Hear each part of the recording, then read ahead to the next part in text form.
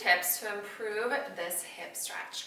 So many times when we're in this hip stretch, we're told just to like really lean into it and get a deep hip stretch. And while you might get a little bit of a stretch, what I want you to start thinking about is how do we become more connected with our core and with our fascial system, so we're really getting a strengthening stretch. Because here's the thing, fascia likes to be connected when we're lengthening it. And the more we just go into a deep stretch, the more we actually could be shutting off our muscles and our connections.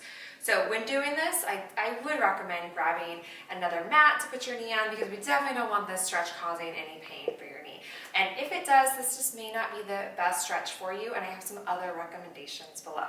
So when we're doing this, instead of just digging and going and saying, oh, how deep can we get into that stretch? And it might feel good initially, and that's fine, but we really want to maximize what we're doing, because again, if we're just going deep into the stretch and we're super tight in our front line through our quads, hip flexors, psoas, it might temporarily release it, but it's not actually making that tissue more relaxed. It actually, in the end, could be causing it to become tighter.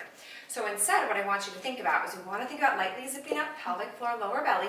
We want to connect around this hip. So you want to feel your hamstring and glute lightly activate. We're zipping up out of the pelvis. So we're starting to create traction and tensegrity through our body.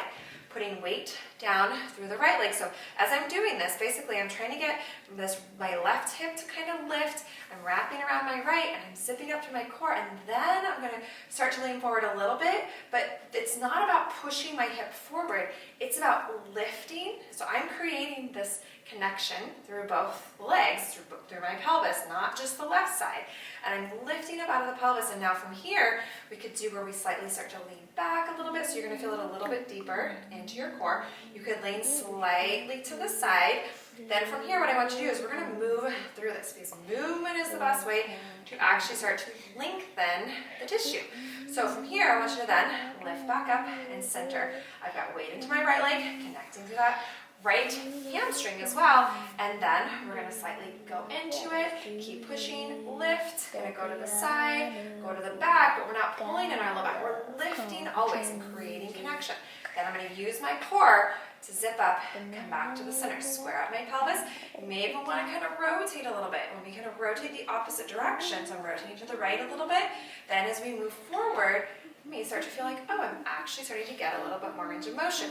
And you should feel work deep in your hip, and you should feel some hamstring, glute work on both sides. Then exhale, lift on up, and we can even rotate a little bit to the right, and then coming back forward. So the whole time we're working on lifting up out of our pelvis and rotating and using that core. Check out below for more information on some other great hip lengthening exercises.